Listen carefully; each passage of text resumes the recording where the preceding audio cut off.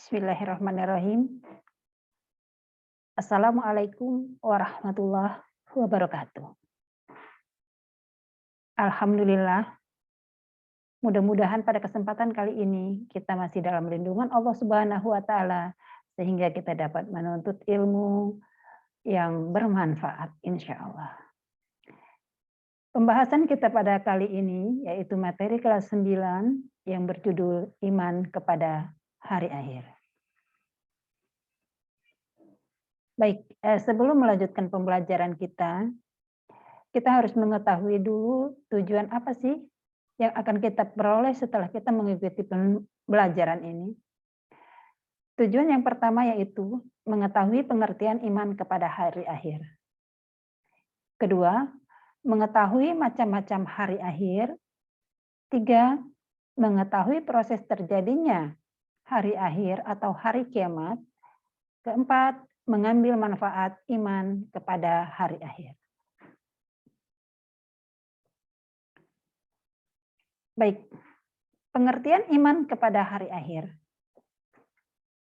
Pengertian iman kepada hari akhir menurut bahasa atau etimologi adalah percaya akan datangnya hari akhir atau hari kiamat. Yang kedua, pengertian iman kepada hari akhir menurut istilah atau terminologi adalah mempercayai dan meyakini akan adanya kehidupan yang kekal dan abadi setelah kehidupan yang sekarang kita alami di dunia ini. Kemudian, apakah betul kiamat itu akan datang? Kita lihat dalilnya yang terdapat dalam Quran surat Al-Hajj ayat 7, bahwa kebenaran datangnya hari kiamat itu betul akan datang. Kita baca bersama-sama dulu. A'udzubillahi minasyaitonirrajim. Bismillahirrahmanirrahim. Wa anna as-sa'ata atiyatul la raiba fiha wa anna Allaha yab'atsu man fil qubur. Shadaqallahul azim. Artinya, dan sungguh hari kiamat itu pasti datang. Tidak ada keraguan padanya, dan sungguh Allah akan membangkitkan siapapun yang ada di dalam kubur. Quran surat Al-Hajj ayat 7. Macam-macam hari akhir. Hari akhir atau hari kiamat itu bisa dibedakan menjadi dua macam, yaitu kiamat kecil dan kiamat besar. Apa itu kiamat kecil? Kiamat kecil ini adalah kiamat yang menimpa sebagian individu atau bahkan individu itu sendiri. Contohnya, kehilangan orang yang kita sayangi, atau kecelakaan, atau banjir, angin puting beliung, dan lain sebagainya. Kemudian kiamat kubro atau kiamat besar. Kiamat besar adalah merupakan kiamat yang terjadi di mana musnahnya seluruh kehidupan yang ada di muka bumi ini secara keseluruhan tanpa tersisa satupun kehidupan. Itu namanya kiamat kubro. Kemudian apa tanda-tanda daripada kiamat itu akan datang? Kita lihat tanda-tanda kecil datangnya kiamat. Yang pertama, munculnya binatang-binatang yang dapat berbicara. Kedua, banyaknya kaum perempuan dibandingkan dengan kaum laki-laki. Kita lihat sekarang ini bahwa lebih banyak jumlah perempuan daripada jumlah laki-laki. Kemudian tanda kecil yang ketiga yaitu fitnah yang merajalela. Banyak sekali fitnah-fitnah sekarang, pembohong-pembohong yang muncul di muka bumi ini menceritakan sesuatu yang tidak ada buktinya, menceritakan suatu kebohongan-kebohongan. Dan yang keempat, Banyak terjadi pembunuhan karena hal yang sepele.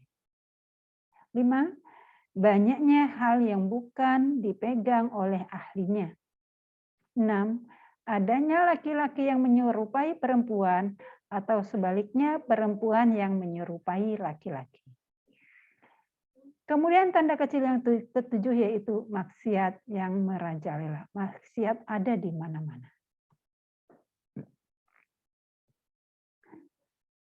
Sekarang tanda-tanda besar bahwa kiamat itu ada, akan datang. Yang pertama, banyak terjadi bencana alam. Hampir setiap saat, hampir setiap hari, setiap minggu kita mendengar berita terjadinya bencana alam ada di mana-mana. Yang kebanjiran, banjir bandang, puting beliung, tsunami, dan lain sebagainya. Bencana-bencana alam yang terjadi tanpa diprediksikan oleh manusia. Tanda besar yang kedua yaitu Al-Quran tidak dianggap lagi sebagai pedoman hidup. Al-Quran hanya dianggap sebagai bacaan-bacaan biasa, dan Al-Quran banyak sekali hanya dianggap sebagai suatu pertandingan atau kompetisi-kompetisi yang hanya diperlomba-lombakan saja. Tidak lagi menjadi pedoman, tidak lagi dianggap sebagai pedoman sumber dari segala sumber kehidupan yang ada di muka bumi ini. Kemudian yang ketiga, tanda besar yang muncul akan datangnya kiamat itu yaitu adanya Ya'juj dan Ma'juj. Apa itu Ya'juj dan Ma'juj? Yaitu bangsa yang gemar membuat kerusakan. Kita lihat sekarang ini bangsa yang gemar membuat kerusakan itu adanya orang Islam yang memusuhi orang Islam sendiri. Artinya kehancuran umat Islam itu bukan karena agama lain, tetapi karena agama yang dipeluknya sendiri antar umat Islam itu sendiri. Kemudian tanda besar yang berikutnya itu banyak manusia yang menjadi kufur dan murtad. Apa itu murtad? Murtad adalah keluar daripada agama Islam. Kemudian apa itu kufur? Kufur adalah kesombongan, merasa bahwa apa yang diperoleh di muka bumi ini adalah tanpa melibatkan Allah Subhanahu wa taala, melainkan hasil daripada kehebatan. Itu namanya kufur. Kemudian tanda-tanda besar apalagi yang akan muncul ketika akan datangnya hari kiamat besar itu, yaitu munculnya Dajjal. Apa itu Dajjal? Manusia penyebar fitnah atau pembohong-pembohong besar yang ada di muka bumi ini. Kemudian yang keenam, tanda besar kiamat akan datang atau kiamat sudah dekat, yaitu matahari terbit dari arah barat. Yang biasanya matahari itu terbit dari timur, ini matahari akan terbit dari arah barat. Kemudian gambaran peristiwa hari kiamat. Di dalam Al-Quran diterangkan bahwa yang pertama gambaran hari kiamat itu bumi digoncangkan dengan dahsyatnya. Bisa kalian lihat dalam Quran surat Al-Zalzalah ayat 1-7. Kemudian wanita menyusui melupakan anaknya, wanita hamil gugur kandungannya seketika itu setelah mendengar terjadinya kiamat. Artinya orang tua sampai lupa dengan anak kesayangannya sendiri, berlari berhamburan meninggalkan anaknya. Bisa dilihat dalam Quran surat Al-Hajj ayat 1-2. Kemudian gambaran peristiwa lagi yaitu langit terbelah. Dalam Quran surat Al-Haqqah ayat 13 sampai ayat 18. Dan ditiupnya sangkakala, yaitu terdapat dalam Quran surat Az-Zumar ayat 68 sampai 70. Kemudian manusia berterbangan bagai anai-anai. Ketika kiamat itu terjadi, manusia berterbangan bagaikan anai-anai. Apa itu anai-anai? Kalau kita kenal sekarang itu, istilah anai-anai itu seperti laron yang berterbangan. Kita lihat berhamburan itu laron mengejar cahaya, mengejar kehidupan yang disangkanya masih ada kehidupan lain. Padahal saat itu tidak ada kehidupan dan tidak ada pertolongan yang diberikan Allah Subhanahu wa taala kepada orang-orang yang tidak taat kepada Allah. Quran surat Al-Qari'ah ayat 4. Kemudian gambaran peristiwa hari kiamat yang berikutnya yaitu gunung-gunung seperti bulu yang dihambur-hamburkan. Jangankan lagi manusia, jangankan lagi pepohonan, jangankan lagi rumah-rumah. Gunung pun seperti bulu yang dihambur-hamburkan. Quran surat Al-Qari'ah ayat 5. Kemudian setelah kiamat terjadi, manusia yang berada yang meninggal itu akan mengalami peristiwa-peristiwa di dalam akhirat.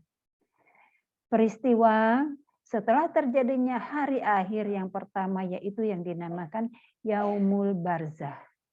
Apa itu Yaumul Barzah? Yaitu alam kubur. Manusia menanti akan terjadinya hari kiamat dari zaman Nabi Adam sampai yang meninggal berikutnya sampai kemudian dipertemukan dengan Yaumul Ba'as. Apa Yaumul Ba'as? Yaumul Ba'as adalah dibangkitkannya kembali manusia dari alam kubur untuk digiring ke Yaumul Mahsyar, ke padang mahsyar. Manusia setelah dibangkitkan lagi dari kematiannya, dibangkitkan, dihidupkan kembali dari kematiannya, maka manusia akan dikumpulkan di padang mahsyar. Setelah manusia itu berkumpul di padang mahsyar, maka yang berikutnya adalah Yaumul Mizan. Perhitungan, pertimbangan antara amal baik dan buruk. Setelah diperhitungkan amal baik dan buruk, manusia akan mengalami dengan Yaumul Hisab.